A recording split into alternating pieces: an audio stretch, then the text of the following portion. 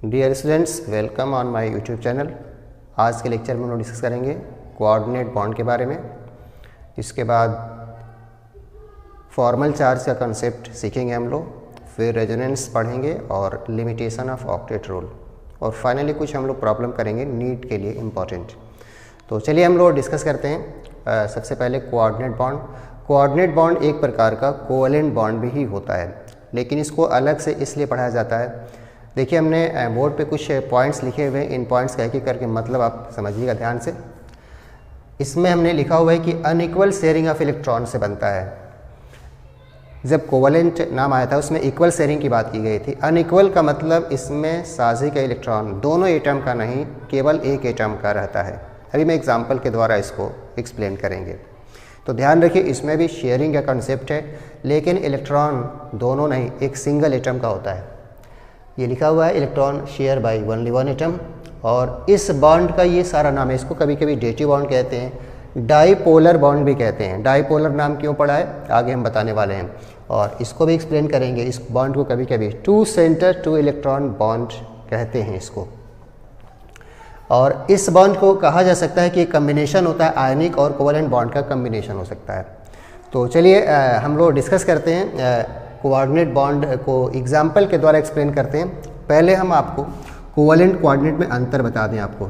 जैसे मान लीजिए एटम ए और बी है, और एक इलेक्ट्रॉन इसके पास है, एक इलेक्ट्रॉन इसके पास है, और अगर ये आपस में शेयरिंग करते हैं तो इसको शुद्ध रूप से हम कोवैलेंट बॉन्ड कहते हैं। आप जानते हैं इसका शेयरिंग कंसेप्ट इस तरह से हम लोग दिखाते हैं, और चूँकि वन इलेक्ट्रॉन की शेयरिंग है इसलिए हम लोग एक सिंगल लाइन के द्वारा शो करते हैं, और इसको हम लोग सिंगल बॉन्ड का भी नाम दे सकते हैं। और आप जानते हैं यह बॉन्ड सिंपली कोवैलेंट बॉन्ड है। अब देखिए सेकेंड एग्जांपल। मान लीजिए कोई एलिमेंट x है, दूसरा एलिमेंट y है। अब इसमें सपोज करिए इलेक्ट्रॉन केवल x के पास है, y के पास इलेक्ट्रॉन है ही नहीं। तो इस केस में क्या होगा, x y आपस में शेयरिंग करना चाहते हैं, लेकिन प्रॉब्लम है इलेक्ट्रॉन x के पास है, y के पास नहीं है। तो इसके लिए क्या हो सकता है, देखिए पहले डायग्राम में बना दूं। अब देखिए इसमें भी शेयरिंग तो हुआ, लेकिन इस शेयरिंग में बात थोड़ी सी अलग ये है कि इलेक्ट्रॉन केवल x का, ये दोनों इलेक्ट्रॉन x के हैं। तो इस तरह की जो शेयरिंग होती है वन साइडेड शेयरिंग कह सकते हैं, इसको हम कोऑर्डिनेट बॉन्ड का नाम देंगे। और फाइनली इसको अगर शो किया जाता है तो इसको हम लोग एरो के द्वारा बनाते हैं, x एरो y। आप जानते हैं इस एटम को हम डोनर और इस एटम को एक्सेप्टर कहते हैं, डोनर एंड एक्सेप्टर। तो ये बॉन्ड जो इस समय दिखाया जा रहा है शेयरिंग का कॉन्सेप्ट, ये वास्तव में कोऑर्डिनेट बॉन्ड है। तो दोनों का कंपैरिजन आप देख लीजिए। इसमें इक्वल शेयरिंग है, इलेक्ट्रॉन ए के पास भी था, बी के पास भी था, दोनों ने आपस में शेयरिंग किया, कोवैलेंट बॉन्ड। और इसमें इलेक्ट्रॉन x के पास था, y के पास नहीं था, फिर भी इन्होंने शेयरिंग किया। अनइक्वल कह सकते हैं, इलेक्ट्रॉन दोनों x के थे, और ये हिस्सा देख सकते हैं कॉमन है। डेफिनेटली इसमें आप कह सकते हैं कि x डोनर होगा और y एक्सेप्टर होगा। इसको एक एरो के द्वारा हम दिखाते हैं। इस बॉन्ड को हम कोऑर्डिनेट का नाम देते हैं। तो देखिए दोनों बॉन्डों में थोड़ा सा फ़र्क है। ध्यान रखिए शेयरिंग दोनों में होती है, एक में इक्वल होती है और एक में अनइक्वल। अब इससे संबंधित हम लोग एग्जाम्पल डिस्कस करेंगे आगे।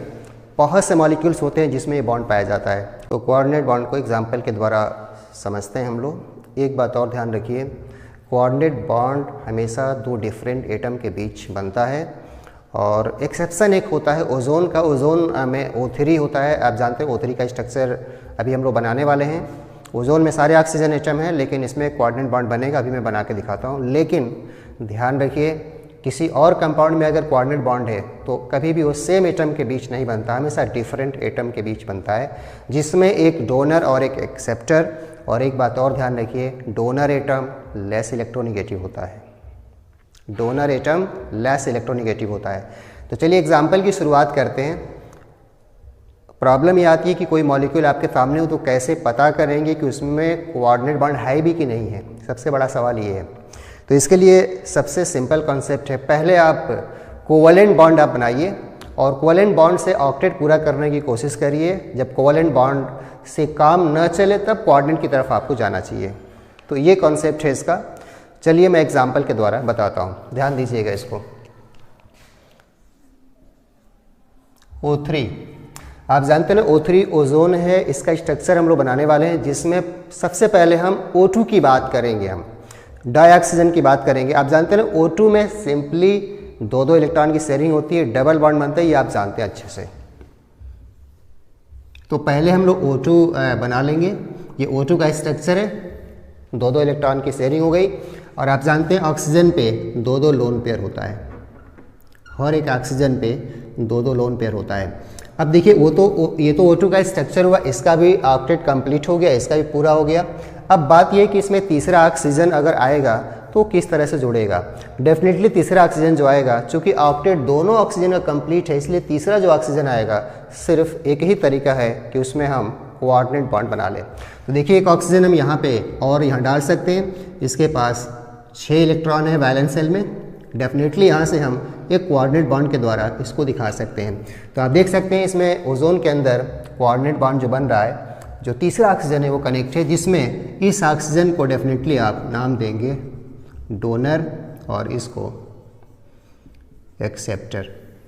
तो पहले हमने O2 बनाया, फिर हमने O3 को बनाया। ऐसे ही एक और एग्जांपल देखिए, HNO3। देखिए HNO3 में बॉन्ड कहाँ कौन बनेगा कैसा, इसको बनाने से पहले देखिए, इसके पहले आप HNO2 को ट्राई करिए। पहले HNO2 बन जाए तो फिर HNO3 की हम बात करेंगे। HNO2 का स्ट्रक्चर पिछले वीडियो लेक्चर में मैंने बनाया था। ऐसे कंपाउंड में हमने बोला था जब 3 एटम हो किसी कंपाउंड के अंदर, तो इस केस में हमने बताया था आपको सबसे पहले H को हमेशा O के साथ लगाना है, और O लगने के बाद फिर सेंट्रल एटम यानी नाइट्रोजन को बाद में। तो पहले हम HNO2 को ट्राई करेंगे। देखिए तो HNO2 का ऑलरेडी स्ट्रक्चर आप बना चुके हैं, HON। हमने बोला था ना H को पहले O से लगाना चाहिए, O के बाद फिर N से, और डबल बॉन्ड ऑक्सीजन, क्योंकि इसके बॉन्ड 3 बनते, 1 और 2 मिला के 3 हो गया। अब देखिए ये तो HNO2 का स्ट्रक्चर हो गया। अब इसके बाद हम HNO3 की बात कर रहे हैं। एक ऑक्सीजन इसमें और एक्स्ट्रा आपको लगाना है। डेफिनेटली अब जो ऑक्सीजन लगेगा वो कोऑर्डिनेट बॉन्ड से लगेगा, क्योंकि ऑलरेडी अगर देखा जाए इसमें तो इसका भी ऑक्टेट पूरा है, इसका भी ऑक्टेट पूरा है, इसका भी ऑक्टेट पूरा है। ये तो अपना 2 कंप्लीट करता है, ड्यूप्लेट कहते हैं। अब बात यह है कि तीसरा ऑक्सीजन इसमें कहाँ पे लगाएं हम, नाइट्रोजन पे या ऑक्सीजन पे। हमने बोला आपसे कि ओजोन को छोड़ दिया जाए तो कोऑर्डिनेट बॉन्ड कभी भी सेम एटम के बीच नहीं बनता। और याद रखिए इलेक्ट्रॉन देने वाला एटम लेस इलेक्ट्रोनेगेटिव होता है। आप जानते हैं ऑक्सीजन नाइट्रोजन में लेस इलेक्ट्रोनेगेटिव नाइट्रोजन होता है, इसलिए नाइट्रोजन अपना इलेक्ट्रॉन देगा। HNO3 का हो गया स्ट्रक्चर। देखिए हमने ऑक्सीजन से इसलिए नहीं जोड़ा क्योंकि हमने जैसा बताया है ओजोन को छोड़ दिया जाए तो यह बॉन्ड कभी भी सेम एटम के बीच नहीं बनता। हालांकि लोन पेयर इस पे भी 2 है, इस पे भी 2 है और इसके पास 1 है, लेकिन ये डोनर है क्योंकि इसकी तुलना में ये लेस इलेक्ट्रोनेगेटिव है।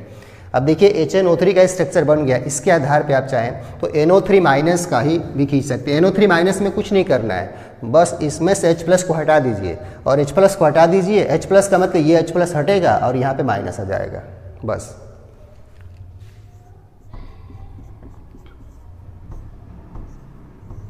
यहाँ पे माइनस लगा दीजिए, ये स्ट्रक्चर आप समझ सकते हैं NO3 माइनस का बन गया। तो ऐसा नहीं कि आप स्ट्रक्चर थोड़ा सा ये बड़े जरूर होते हैं, लेकिन आप बना सकते हैं। पहले कोवलेंट बॉन्ड से कंप्लीट करिए, जैसे मैंने पहले HNO2 को ट्राई किया और फिर HNO3 को ट्राई किया। ऐसे देखिए एक कंपाउंड होता है सल्फर डाइऑक्साइड SO2। आप जानते हैं इसमें सेंट्रल एटम सल्फर है। सल्फर ऑक्सीजन की बात किया जाए तो सल्फर और ऑक्सीजन एक ही ग्रुप में है। ऑक्सीजन के भी बाहरी कोष में 6 इलेक्ट्रॉन, सल्फर के भी बाहरी कोष में 6 इलेक्ट्रॉन। आप देख रहे हैं ये जो सामने स्ट्रक्चर बना है ओजोन का, बिल्कुल ओजोन की तरह इसका स्ट्रक्चर होता है, एग्जैक्टली सेम होता है। और इसमें बस ये मानिए कि अगर सल्फर की जगह, जो सल्फर है यहाँ पे, अगर इसकी जगह ऑक्सीजन कर दिया जाए तो ये O3 हो जाएगा। हम सल्फर को बार बार ऑक्सीजन जैसा इसलिए मान रहे हैं क्योंकि ऑक्सीजन के भी बाहरी कोष में 6 इलेक्ट्रॉन, सल्फर के भी बाहरी कोष में 6 इलेक्ट्रॉन। लगता है कि यहाँ पे जो बीच में ऑक्सीजन था, अगर यहाँ सल्फर कर दिया जाए तो स्ट्रक्चर आप जानते हैं ना SO2 का बन जाएगा।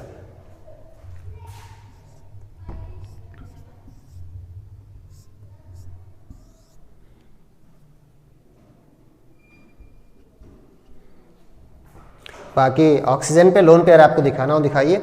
और बिल्कुल हमने कुछ किया नहीं इसमें, बस ऑक्सीजन था, ऑक्सीजन की जगह सल्फर लगा दिया तो SO2 का स्ट्रक्चर बन गया एकदम उसी तरह से। और इसलिए हम मान रहे हैं क्योंकि सल्फर के भी बाहरी कोष में 6 इलेक्ट्रॉन होता है, एटॉमिक नंबर 16 होता है, 2 8 6 तो 2 देखते हैं, 2 यहाँ पे, 2 यहाँ पे, 2 यहाँ पे। अब देखिए जब SO2 का स्ट्रक्चर बन गया तो आप SO3 का भी बना सकते हैं। SO3 का कैसे बनाएंगे देखिए आप, बिल्कुल सेम उसी तरह एक कोऑर्डिनेट बॉन्ड और बना दिया जाए तो स्ट्रक्चर ये SO3 का बन जाएगा। तो स्ट्रक्चर आसानी से बनते जा रहे, एक बनता है उसी से आगे सारे बनते जाते हैं। तो ये तो कुछ एग्जाम्पल्स हैं जिसमें कोऑर्डिनेट बॉन्ड आ रहा है अलग अलग जगह पे। अब देखिए कोऑर्डिनेट बॉन्ड को हमने जैसे एक नाम दिया था, इसको 2 सेंटर 2 इलेक्ट्रॉन बॉन्ड क्यों कहते हैं देखिए। 2 सेंटर 2 इलेक्ट्रॉन बॉन्ड आसानी समझ सकते हैं ये नाम क्यों दिया गया था। देखिए मैंने एग्जाम्पल जो बताया था उसको देख लीजिए, जैसे X था Y था और यहाँ से ऐसे हमने कोऑर्डिनेट बॉन्ड बना दिया था, तो लगता है कि इसमें 2 सेंटर है, एक X और एक Y है और ये 2 इलेक्ट्रॉन है, इसलिए इसको हम लोग 2 सेंटर 2 इलेक्ट्रॉन बॉन्ड का नाम देते हैं। 2 सेंटर 2 इलेक्ट्रॉन बॉन्ड का नाम देते हैं इसको। तो ये रहे कुछ एग्जाम्पल्स। अब हम फेमस टॉपिक डिस्कस करने वाले हैं, सबसे फेमस फॉर्मल चार्ज। तो देखिए फॉर्मल चार्ज क्या होता है, तो देखते हैं। फॉर्मल चार्ज पे सवाल भी आपके पेपर में आ सकता है, NCERT का टॉपिक है। फॉर्मल चार्ज कैलकुलेट करने का फार्मूला होता है और ये फार्मूला आपके पेपर में पूछ सकता है, फार्मूला आप याद कर लीजिए। फार्मूले का एप्लीकेशन हम बताएंगे यूज कहाँ पे करना है, और बहुत सारे एग्जांपल में आपको वाकई में ये फार्मूला यूज करने की ज़रूरत नहीं पड़ेगी, आप डायरेक्टली फॉर्मल चार्ज को बता सकते हैं, डायरेक्टली बता सकते हैं। वो भी मैं बताऊंगा, बिना इस फार्मूले का इस्तेमाल किए भी आप फॉर्मल चार्ज को बता सकते हैं। फिलहाल फॉर्मल चार्ज किसी एटम पे निकालने का फार्मूला है। सबसे पहले हम टोटल वैलेंस इलेक्ट्रॉन देखेंगे। जिस एटम पे निकालना है उस पर वैलेंस इलेक्ट्रॉन देख लीजिए, यानी उसके संयोजी कोष में आउटर बाहरी कक्षा में इलेक्ट्रॉनों की संख्या कितनी है।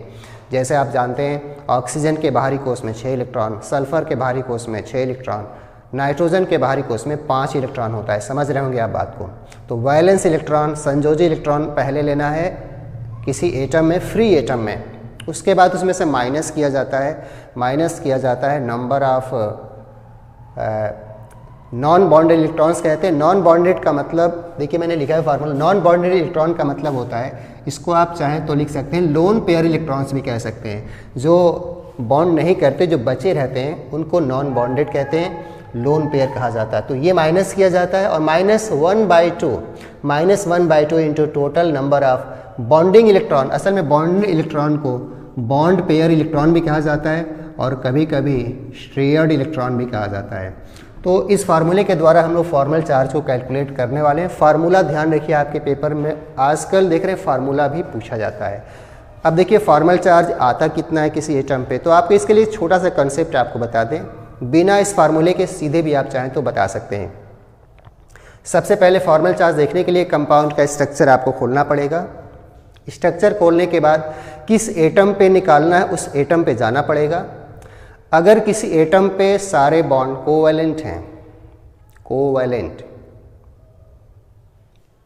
तो उसका फॉर्मल चार्ज 0 होगा। फॉर्मल चार्ज इस फार्मूले से जब कैलकुलेट करेंगे तो हम 0 निकाल के आपको दिखाएंगे। लेकिन अगर किसी एटम पे देखा जाए कि कोऑर्डिनेट बॉन्ड बना हुआ है, तीर बनी हुई है, आप जानते हैं एक डोनर होगा एक एक्सेप्टर होगा। ध्यान रखिए डोनर एटम पे आप चार्ज फॉर्मल चार्ज +1 लिखिए, होता है, निकाल के मैं दिखाता हूँ, और एक्सेप्टर पे -1 होता है। तो बिना कैलकुलेशन के आप फॉर्मल चार्ज डायरेक्टली बता सकते हैं। याद रखिए फॉर्मल चार्ज 0 आता है, कभी कभी +1 और कभी कभी -1। न्यूट्रल है यानी कि कोवैलेंट बॉन्ड वाला है एटम है तो उस पर 0 निकलेगा। सिर्फ कोऑर्डिनेट बॉन्ड पे फॉर्मल चार्ज आता है जिसमें हम डोनर पे +1 और एक्सेप्टर पे -1 निकालेंगे। तो चलिए मैं निकाल के आपको दिखाता हूँ इस एग्जाम्पल के द्वारा। ओजोन का स्ट्रक्चर आप जानते हैं, अभी थोड़ी देर पहले हमने ओजोन का स्ट्रक्चर बनाया था। तो ऑक्सीजन के आउटर कोष में 6 इलेक्ट्रॉन है, 2 ने बॉन्ड किया है और 4 इलेक्ट्रॉन और होंगे इसके पास। इसमें देखिए 2 इलेक्ट्रॉन यहाँ पे, 2 इलेक्ट्रॉन यहाँ पे, 4 और 2 इलेक्ट्रॉन मिला के 6। और ये एक्सेप्टर है इसलिए इसके पास 6 के 6 इलेक्ट्रॉन होंगे। तो आपके पास ये 3 ऑक्सीजन अलग अलग है, एक ये ऑक्सीजन है सेंट्रल ऑक्सीजन और ये लास्ट वाला ऑक्सीजन।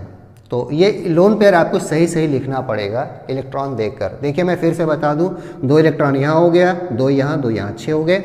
इस पे 6 गिन लीजिए, 2 यहाँ पे जो शेयरिंग किया है और ये डोनर है, 2 इलेक्ट्रॉन यहाँ पे रहेगा, 4 और 2 मिला के 6 इसका भी हो गया।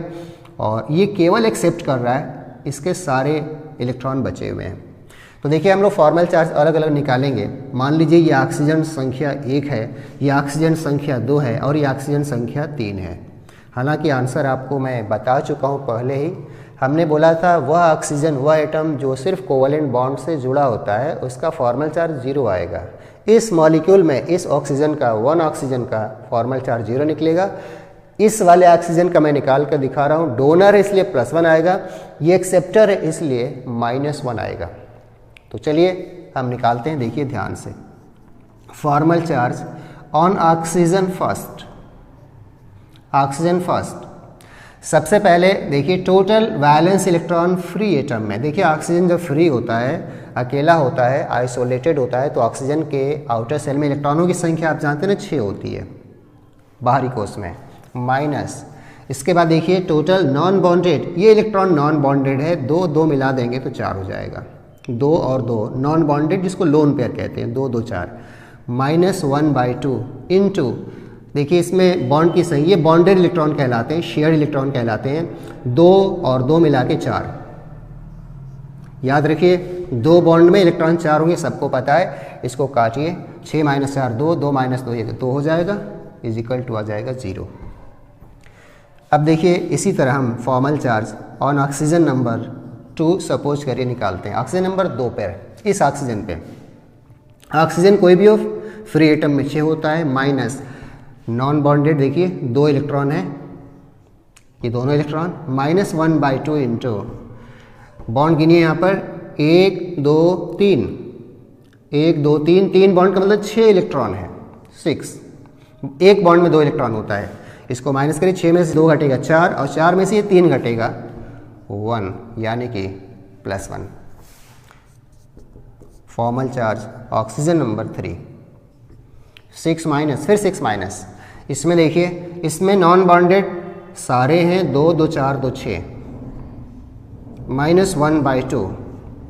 बॉन्ड 1 बना हुआ है और एक बॉन्ड में इलेक्ट्रॉन 2 होते हैं, 6 में से 6 हो गया, घट गया 0 और 1/2 इंटू 2 यानी कि -1। तो देखा जाए, जैसा हमने बोला था आपसे कि ऑक्सीजन 3 है, सबका फॉर्मल चार्ज अलग अलग है, इसका 0 निकला, इसका +1 निकला, इसका -1। तो ओजोन का फॉर्मल चार्ज के आधार पे एक स्ट्रक्चर हम लोग बनाते हैं, जो इस तरह से बना के आप दिखा सकते हैं। इसका फॉर्मल चार्ज +1 और इसका फॉर्मल चार्ज -1। तो ये एक स्ट्रक्चर है ओजोन का on the basis of formal charge. तो फॉर्मल चार्ज याद रखिए, इस फार्मूले का यूज आप क्यों करेंगे, ज़रूरत नहीं है। ध्यान रखिए कोवलेंट बॉन्ड है तो 0, केवल कोऑर्डिनेट पे आता है, डोनर पे +1 और एक्सेप्टर पे -1। तो चलिए इस पे हम लोग कुछ सवाल करते हैं फॉर्मल चार्ज के बेस पर। तो देखते हैं फॉर्मल चार्ज के क्वेश्चंस, फॉर्मल चार्ज पे बेस्ड क्वेश्चन किस तरह के आ सकते हैं। देखिए ये फार्मूला जो यूज किया गया था, मुझे लगता है एग्जाम में आप टाइम वेस्ट मत करिए, सीधे फॉर्मल चार्ज लिख दीजिए, ज़्यादा बेटर है।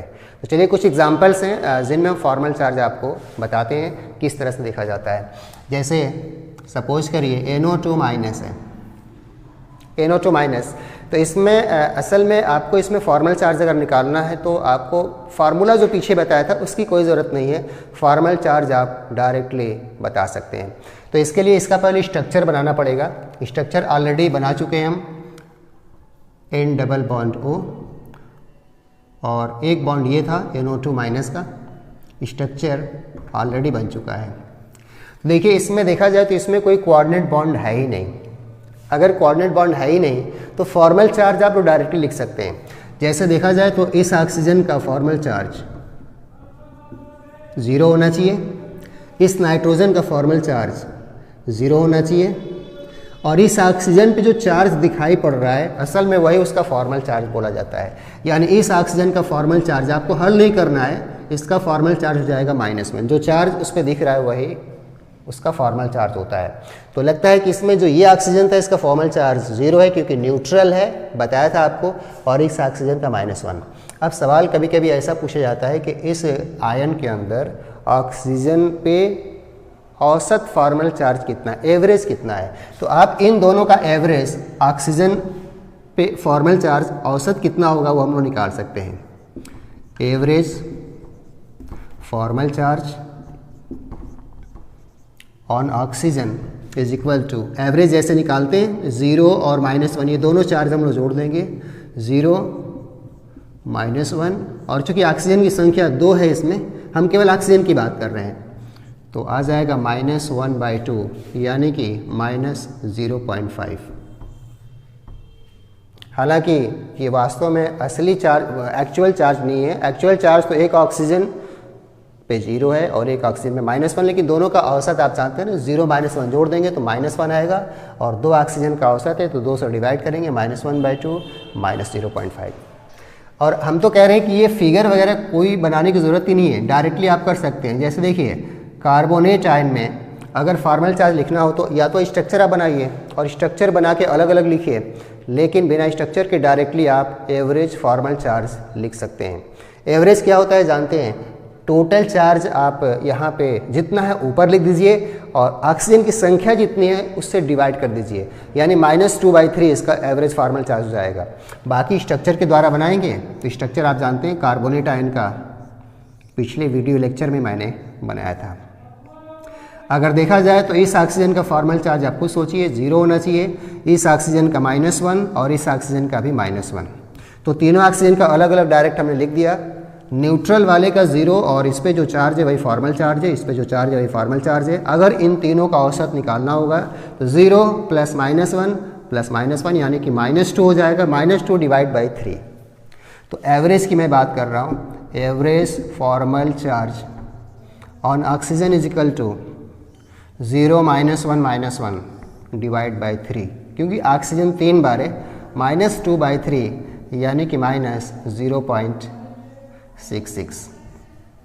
तो ये इतना ज़्यादा न करके आपको चाहें तो डायरेक्टली हल कर सकते हैं। देखिए मैं एक और एग्जांपल बता दूं, जैसे फॉस्फेट आयन है और अगर आप चाहते हैं कि डायरेक्टली एवरेज फॉर्मल चार्ज हम लिख दें ऑक्सीजन एटम पे, तो डायरेक्टली आप लिख सकते हैं -3 / 4। ये डायरेक्ट हमने कैसे लिख दिया, देखिए टोटल चार्ज जितना है उसको ऊपर रखिए और एटम की संख्या जितनी है उससे डिवाइड कर दीजिए। एटम की संख्या 4 थी, हम ऑक्सीजन की बात कर रहे हैं तो इसलिए 4 से डिवाइड कर सकते हैं और ये आंसर आ जाएगा -0.75। तो मैं आपके लिए एक फार्मूला लिख देता हूँ एवरेज फॉर्मल चार्ज का। अगर कोई सवाल आता है डायरेक्टली तो एवरेज फॉर्मल चार्ज आप कैसे निकाल सकते हैं, इस फार्मूले के द्वारा डायरेक्टली आप कैलकुलेट कर सकते हैं।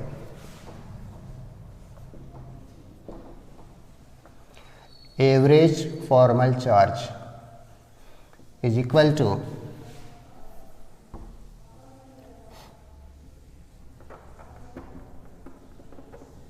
जो नेट चार्ज है एटम के ऊपर डिवाइड बाय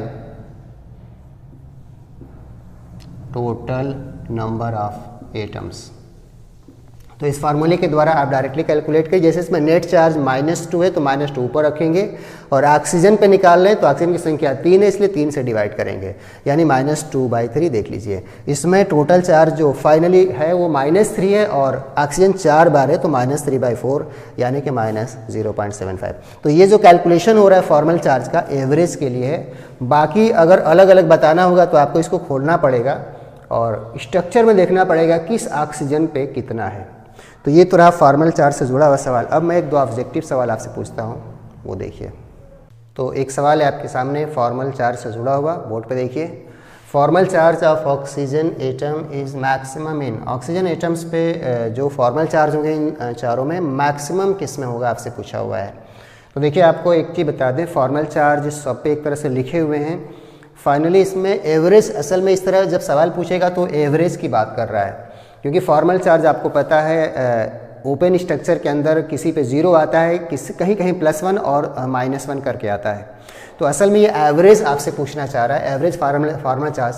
देखिए इसका एवरेज फार्मल चार्ज अभी आपने निकाला था -0.5, इसका आपने निकाला था -0.66 और इसका निकाला था -0.75। तो ये एवरेज फार्मल चार्ज ऑक्सीजन पे तीनों में निकाल चुके हैं। इसका निकलेगा -1 divide by 2, -2 divide by 3 and -3 divide by 4, जो काट के हमने लिख दिया। देखिए इस मॉलिक्यूल में देखा जाए तो न्यूट्रल आपको दिखाई दे रहा है। वैसे इसका ओपन स्ट्रक्चर खींचा जाए तो इसमें तीनों में ऑक्सीजन देखा जाए तो एक ऑक्सीजन पे 0 था, एक ऑक्सीजन पे +1 था और एक ऑक्सीजन में -1 था। अगर सबको जोड़ दिया है तो 0 आ जाएगा, तो 0/3 करेंगे तो वास्तव में एवरेज फार्मल चार्ज ऑक्सीजन पे 0 होगा।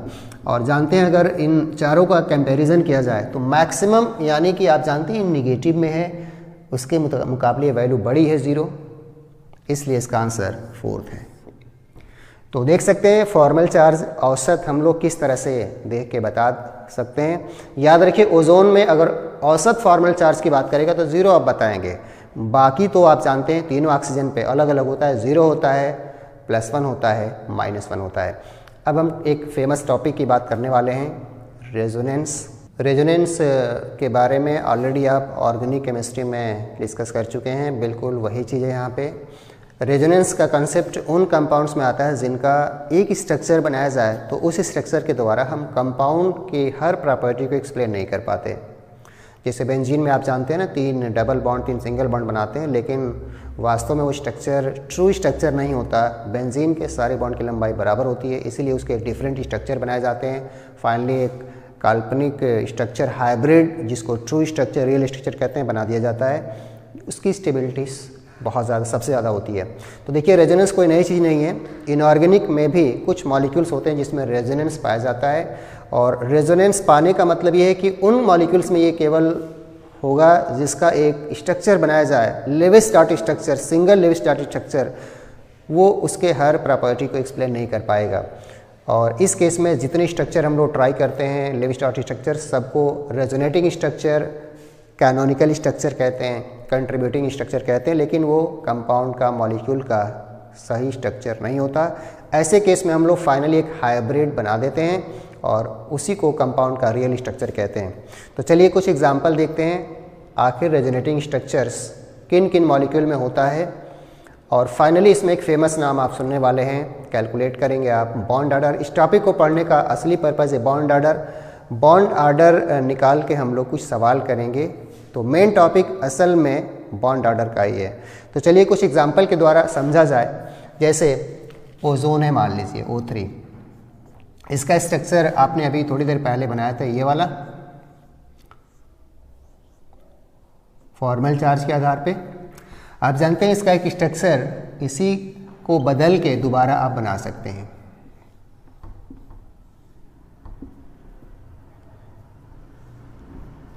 तो इन दोनों स्ट्रक्चर में देखा जाए तो दोनों स्ट्रक्चर एक्चुअली कंपाउंड का असल में इसमें देख रहे हैं कि डबल बॉन्ड सिंगल बॉन्ड है, फिर अगले वाले में हमने सिंगल कर दिया, डबल कर दिया, मतलब इंटरचेंज कर दिया बॉन्ड को।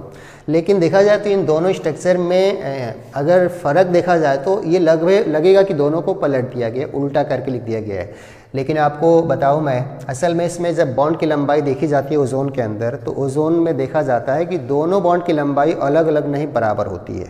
जब लंबाई बराबर होती है तो इस स्ट्रक्चर को रियल स्ट्रक्चर आप कह नहीं सकते, क्योंकि इसमें डबल बॉन्ड दिखाई दे रहा है, सिंगल बॉन्ड दिखाई दे रहा है। इसीलिए दूसरा स्ट्रक्चर बनाया गया, इसमें भी ये प्रॉब्लम आ गई। इसलिए हम लोग फाइनली एक हाइब्रिड स्ट्रक्चर इस तरह से बना देते हैं हम लोग। इसी को हम ओजोन का रियल स्ट्रक्चर कहते हैं या ट्रू स्ट्रक्चर,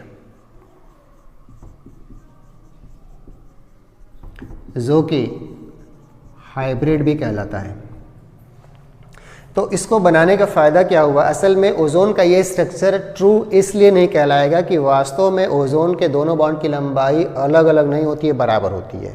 जब बराबर होती है तो इसको सही स्ट्रक्चर को हम मान नहीं सकते। इसका दूसरा हमने ट्राई किया, इसमें भी वो दिक्कत आ गई।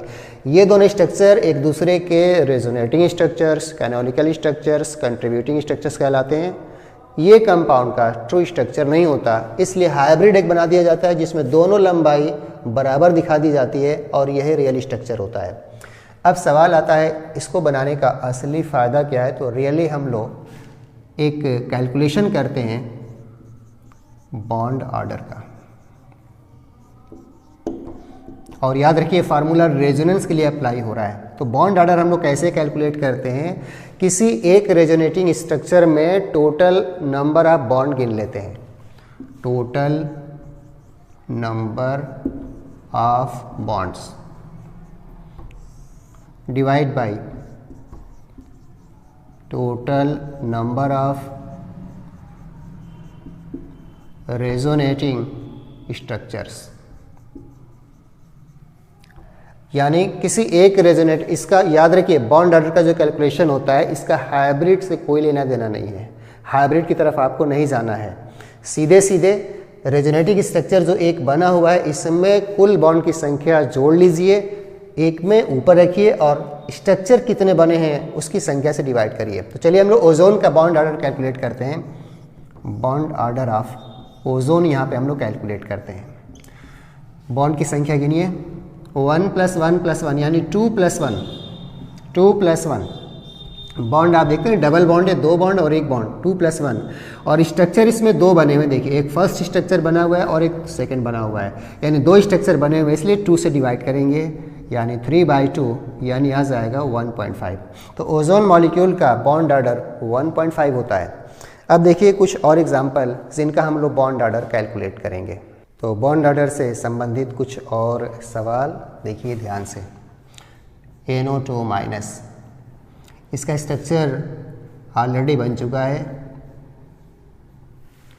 Bond order. तो इसका स्ट्रक्चर अगर बनाया जाए, एक स्ट्रक्चर सामने है, असल में इसमें 2 बॉन्ड आपको भले दिखाई दे रहे हैं लेकिन वास्तव में दोनों बॉन्ड की लंबाई प्रैक्टिकली बराबर होती है। अगर बराबर होती है तो इस स्ट्रक्चर को करेक्ट स्ट्रक्चर नहीं मान सकते, इसका एक और स्ट्रक्चर आप बनाएंगे। यहाँ पर आप जानते हैं दोनों रेजोनेटिंग स्ट्रक्चर्स कहलाएंगे, लेकिन हाइब्रिड बनाएंगे तो दोनों बॉन्ड की लंबाई को बराबर दिखाना है। फाइनली हम लोग बॉन्ड ऑर्डर निकालेंगे यहाँ पर NO बॉन्ड का।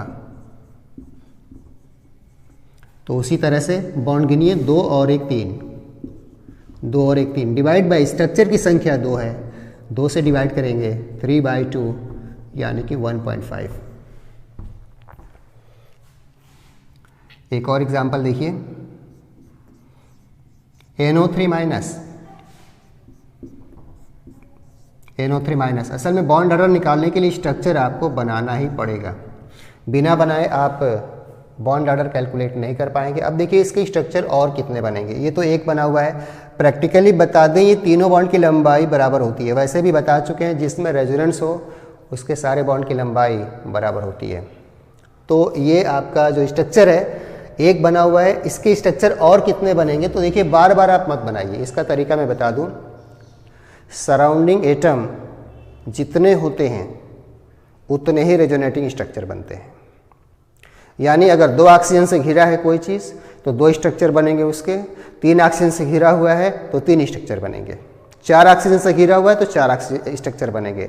जैसे देखा जाए तो इसमें नाइट्रोजन 3 ऑक्सीजन से घिरा हुआ है, इसलिए इसमें स्ट्रक्चर की संख्या 3 बनेगी, रेजोनेटिंग स्ट्रक्चर। सीधे बॉन्ड ऑर्डर कैलकुलेट करते हैं। अब देखिए यहाँ पे 2 बॉन्ड है, 2 1 3 1 4, 2 + 1 + 1 डिवाइड बाय स्ट्रक्चर की संख्या 3 बनेगी क्योंकि सराउंडिंग एटम इसमें 3 है, 1 2 3। आपको नए स्ट्रक्चर बनाने की ज़रूरत नहीं है, एक से ही कैलकुलेट कर लेंगे, यानी 4/3 यानी आ जाएगा 1.33। तो देखिए बॉन्ड ऑर्डर इस तरह से आप कैलकुलेट करते जा रहे हैं अलग अलग मॉलिक्यूल्स का। एक और स्ट्रक्चर देखिए, CO3 कार्बोनेट आयन, इसका स्ट्रक्चर एक आपको ज़रूर बनाना पड़ेगा ताकि बॉन्ड ऑर्डर कैलकुलेट किया जा सके। आप देख सकते हैं इसका भी बॉन्ड ऑर्डर बड़ी आसानी से आप बता सकते हैं। इसका बॉन्ड ऑर्डर देखा जाए तो इसमें 2 1 3 1 4, 2 1 3 1 4 यानी बॉन्ड की संख्या 4 है और इसके स्ट्रक्चर 3 बनेंगे क्योंकि ये 3 ऑक्सीजन से घिरा हुआ है। यानी इसका बॉन्ड ऑर्डर हो जाएगा 2 + 1 + 1, 2 + 1 + 1 और स्ट्रक्चर 3 बनेंगे क्योंकि इसमें 3 ऑक्सीजन घेरा हुआ है इसको, 4/3 यानी 1.33। तो ये तो रहे बॉन्ड ऑर्डर के सवाल। क्वेश्चंस कुछ जिसमें हम लोगों ने बॉन्ड ऑर्डर कैलकुलेट किया। अब देखिए हम लोग कुछ सवाल करेंगे, आखिर बॉन्ड ऑर्डर निकालने का फ़ायदा क्या होगा। तो बॉन्ड ऑर्डर पे सवाल कैसे बनेगा, देखिए बॉन्ड ऑर्डर के आधार पे हम लोग बॉन्ड लेंथ के बारे में बता सकते हैं। बॉन्ड ऑर्डर याद रखिए इन्वर्सली होता है बॉन्ड लेंथ के, उल्टा होता है, यानी बॉन्ड ऑर्डर कम होगा तो लंबाई ज़्यादा होगी और bond order directly proportional to bond length LP। चलिए एक सवाल है बड़ा अच्छा है आपके सामने, पूछा है NO बॉन्ड लेंथ मैक्सिमम इनमें किस में होगा। तो NO बॉन्ड की लंबाई ज़्यादा उसमें होगी जिसका बॉन्ड ऑर्डर सबसे कम होगा, सबसे कम।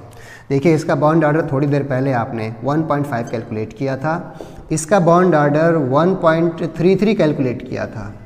और आपको बता दें आगे आप पढ़ेंगे ये ऑड इलेक्ट्रॉन मॉलिक्यूल होता है, इसमें भी रेजोनेंस होता है, ध्यान रखिए, और इसका बॉन्ड ऑर्डर भी 1.5 ही आता है, आपको बता दूं रियली। तो इन तीनों में तो बॉन्ड ऑर्डर आपको दिख रहे हैं, बिल्कुल ये इसी की तरह होता है। और ये पहला वाला जो है, असल में जो पहला स्ट्रक्चर है इसमें रेजोनेंस होता ही नहीं है, इसका स्ट्रक्चर इस तरह से होता है। जब इसमें रेजोनेंस होता नहीं है तो इसका मतलब इसमें डबल बॉन्ड है, और याद रखिए double bond pure double bond है, और प्योर डबल बॉन्ड का बॉन्ड ऑर्डर 2 कहा जाएगा। तो चूंकि इसमें डबल बॉन्ड है और इसमें रेजोनेंस वगैरह कुछ नहीं है, डबल बॉन्ड है जिसका बॉन्ड ऑर्डर 2 बताया जाएगा। याद रखिए सिंगल बॉन्ड का बॉन्ड ऑर्डर 1 होता है, डबल बॉन्ड का 2 होता है, ट्रिपल बॉन्ड का 3 होता है। तो बॉन्ड ऑर्डर अगर देखा जाए तो इसमें सबसे कम था, लंबाई इसमें सबसे ज़्यादा होगी NO3-। तो ये तो रहा बॉन्ड ऑर्डर से जुड़ा हुआ सवाल। अब आगे हम डिस्कस करने वाले हैं लिमिटेशंस ऑफ ऑक्टेट रूल। तो यहाँ पे हम डिस्कस ये करेंगे कि ऑक्टेट रूल कहाँ पे लागू होता है, कहाँ पे लागू नहीं होता है, ऑक्टेट रूल का मतलब क्या होता है। ध्यान रखिए ऑक्टेट रूल पे सवाल बनता है आपके पेपर में, जैसे आता है एग्जाम्पल देगा, पूछेगा इनमें से कौन सा मॉलिक्यूल ऑक्टेट रूल को ओबे करेगा, कौन सा नहीं करेगा। सवाल भी हम कराने वाले हैं, पहले इसकी थ्योरी समझ लीजिए।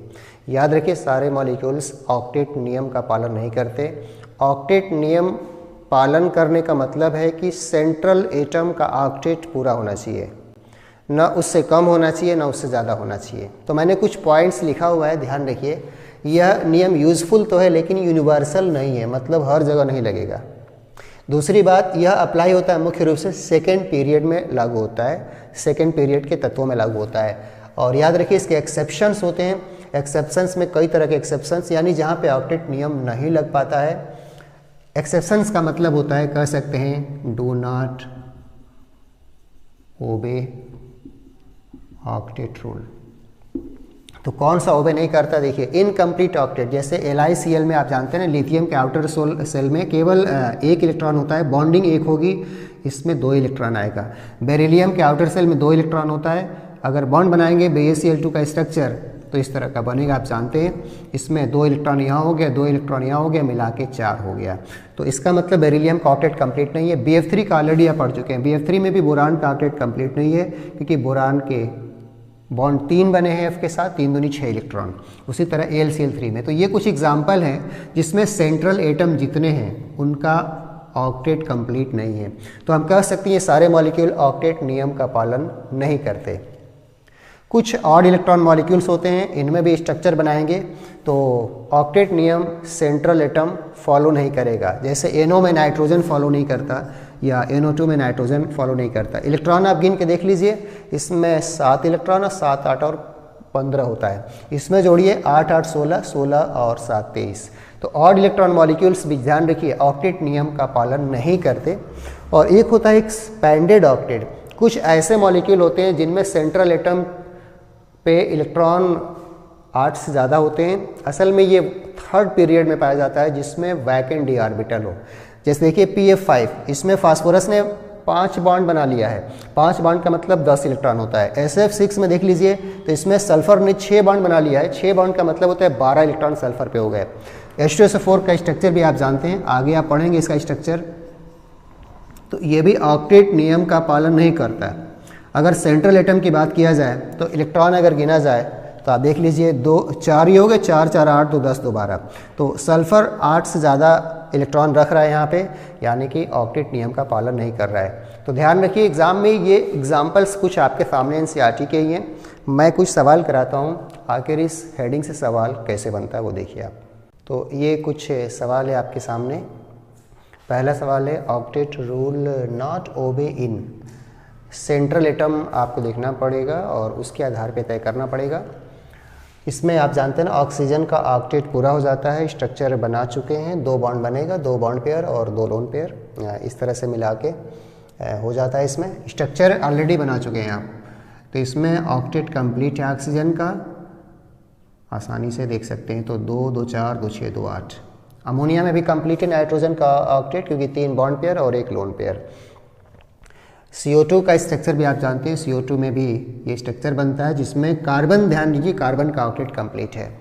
तो आंसर समझ गए होंगे आंसर इसका कौन सा होने वाला है। असल में इसमें ऑक्सीजन का ऑक्टेट तो कंप्लीट हो रहा है, लेकिन स्ट्रक्चर बनाया जाए तो कार्बन में प्रॉब्लम आती है, और इसीलिए इसका आंसर है कार्बन मोनोऑक्साइड। हालांकि इसको पढ़ाया जाएगा अलग से, इसका बॉन्ड ऑर्डर 3 हो जाता है और इसका स्ट्रक्चर अलग से हम आपको बताएंगे। सेकंड देखिए, number of ionic, covalent and coordinate bond, मतलब इस कंपाउंड के अंदर आयनिक बॉन्ड की संख्या, कोवलेंट बॉन्ड की संख्या और कोऑर्डिनेट बॉन्ड की संख्या अलग अलग बतानी है। 131, 121, 0, 40 और नन। तो पहली बात, अमोनियम क्लोराइड अगर बात किया जाए तो इसको ओपन करेंगे तो देखिए, ओपन करेंगे तो NH4+ लिखा जाएगा और Cl- लिखा जाएगा। सबसे पहले आप जानते हैं जब चार्ज की बात आ गई इस तरह से आयन के फॉर्म में, तो यह बॉन्ड आप जानते हैं NH4 और Cl के बीच जो बॉन्ड होगा वो आयनिक कहलाएगा। तो आयनिक बॉन्ड तो 1 हो गया, तो पहला आंसर आपको मिल गया आयनिक। अब हम कोवलेंट की बात करेंगे और कोऑर्डिनेट की, वो ध्यान से देखिए। NH4+ अपने आप नहीं बनता, NH4+ बनाने से पहले आपको NH3 का स्ट्रक्चर बनाना पड़ेगा, NH3, और NH3 में अलग से लाके H+ इसमें जोड़ना पड़ेगा। और ये जुड़ेगा क्यों, कैसे, वो देखिए। नाइट्रोजन पे लोन पेयर है और इसके पास कोई इलेक्ट्रॉन नहीं है। आप जानते हैं इनके बीच अगर शेयरिंग होगी तो ये डोनर होगा और ये एक्सेप्टर होगा। यहाँ पे आप कह सकते हैं कि कोऑर्डिनेट बॉन्ड 1 बन रहा है। तो ध्यान रखिए, NH4+ में 1 बॉन्ड आयनिक हो गया और 3 बॉन्ड कोवलेंट हो गए, 1 2 3, और एक जो चौथा बॉन्ड है दिखाई दे रहा है वो कोऑर्डिनेट बॉन्ड है। तो इसका आंसर हो गया 131। एक और सवाल है, ये कोऑर्डिनेशन कंपाउंड कहा जाता है, काफ़ी फेमस नाम है, पोटेशियम फेरोसाइनाइड। इसमें कौन कौन सा बॉन्ड उपस्थित है, तो सभी लोग इसका आंसर जानते हैं। जो पोटेशियम है आप जानते हैं अलग होगा तो इस पर प्लस होगा और इस ब्रैकेट पे आ जाएगा माइनस, यानी पोटेशियम और ब्रैकेट के बीच का बॉन्ड आयनिक होगा इसमें। तो सबसे पहले हम इसको ऐसे ब्रेक करेंगे, देखिए 4K+ और FeCN6-4। तो ये तो जो आयनों में ब्रेकिंग हो रही है, दिख रहा है कि इसमें आयनिक बॉन्ड हो गया, और इसमें आप पढ़ेंगे आगे चल के Cn जो 6 होता है आयरन के साथ कोऑर्डिनेट बॉन्ड बनाता है। तो कोऑर्डिनेट हो गया, कोऑर्डिनेट की संख्या इसमें 6 हो जाएगी। सारे साइनाइड अपना लोन पेयर आयरन को डोनेट करते हैं, कोऑर्डिनेट। और इसमें जो नाइट्रोजन कार्बन के बीच आपस का जो ट्रिपल बॉन्ड होता है वो कोवलेंट बॉन्ड होता है Cn के बीच। तो इसमें ध्यान रखिए, ये ऐसा एग्जाम्पल है जिसमें आयनिक, कोवलेंट और कोऑर्डिनेट तीनों बॉन्ड उपस्थित है। Contains ionic, covalent and coordinate, हर तरह का बॉन्ड इसमें प्रेजेंट है। तो ये रहे कुछ आपके लिए इम्पॉर्टेंट क्वेश्चंस। अगले वीडियो लेक्चर में हम डिस्कस करेंगे famous topic dipole moment, polar और नॉन पोलर, और उसी में डिस्कस करेंगे फजान रूल। आपके पेपर में पोलर नॉन पोलर पे सवाल आया था, डायपोल मोमेंट पे सवाल आया था नीट 21 के पेपर में। तो वीडियो हमारी लाइक करिए और ज़्यादा से ज़्यादा दोस्तों के बीच शेयर करिए, सब्सक्राइब कर लीजिए, अपने दोस्तों से सब्सक्राइब कर लें जिन्होंने अभी तक सब्सक्राइब नहीं किया। तो मिलते हैं अगले वीडियो लेक्चर में।